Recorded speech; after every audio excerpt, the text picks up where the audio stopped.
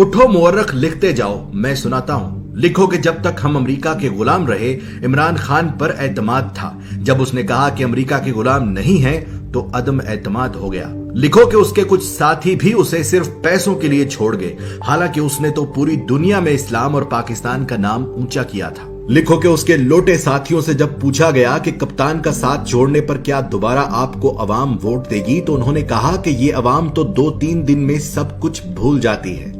लिखो कि तारीख में पहली मर्तबा अदम एतमाद आया, और वो भी उस वजीर आजम पर जिस पर कोई करप्शन का इल्जाम तक नहीं था। लिखो कि जावेद लतीफ नामी नून लीगी रहनुमा ने सरेआम टीवी चैनल पर कहा कि हाँ, हमने पैसे देकर MNAs खरीदे हैं, और ये सुनकर भी इलेक्शन कमीशन नामी मुकद्दस गाय सोई रही। लिखो कि जहां एक निकाह मनसूख करने के लिए भी जज वजह पूछता है, वहां 22 करोड़ आबादी के मुल्क के वजीर आजम को हटाने की वजह न किसी जज ने पूछी, न किसी इलेक्शन कमीशन ने। लिखो कि जहां रिश्वत गुनाह कबीरा में आती है, वहां पैसे और ओहदों के लिए MNAs ने डायरेक्ट बोलियां लगवाई। लिखो कि जब इमरान खान ने पाकिस्तान को आजाद करना चाहा, तो उसे झुकाने के लिए सारे सियासतदान मिल गए। लिखो कि इलेक्शन कमीशन ने हमेशा इमरान खान की हुकूमत के खिलाफ फैसले किए, लेकिन वो फिर भी मुकद्दस ही रही। उसने अमीन अली गंडापुर के भाई को सिर्फ अपने हलके में जाने पर नाअहल कर दिया, लेकिन MNAs को खरीदने पर बिल्कुल सोई रही। लिखो कि ईमान की इस खरीदो फरोख्त ने फिर से उस अमरीकी को सही साबित कर दिया जिसने कहा था कि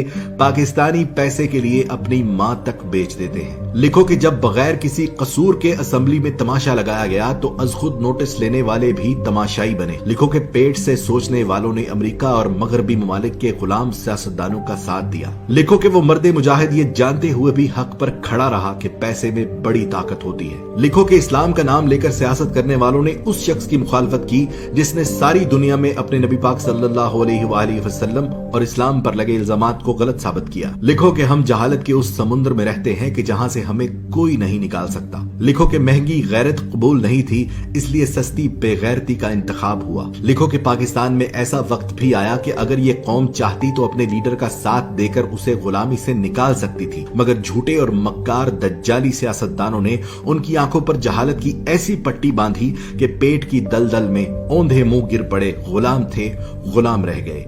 गुलामों के लिए अच्छी खबर यह है कि अल्लाह ने इस कौम पर तरस खाकर एक बहादुर लीडर दिया जो उनकी गुलामी की जंजीरें तोड़ना चाहता है। पर इस कौम ने कहा कि मैं अमेरिका और मगरिब का गुलाम था और रहूंगा। मैं गुलाम इब्ने गुलाम इब्ने गुलाम इब्ने गुलाम।